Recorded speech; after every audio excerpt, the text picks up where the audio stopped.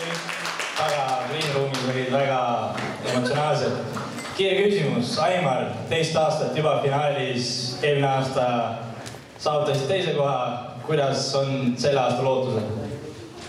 Nagu ma tegelikult ütlesin ka videopäevikus, ma ei tea, kas seda näidatakse või näidata, et tõesti sellel aastal minul ei ole finaalis vahet, sest ma tahan võita, aga kui võidab minu väga hea sõber Kertu ja minu väga hea õpilane Arvi, siis mul on täpselt sama palju hea meel.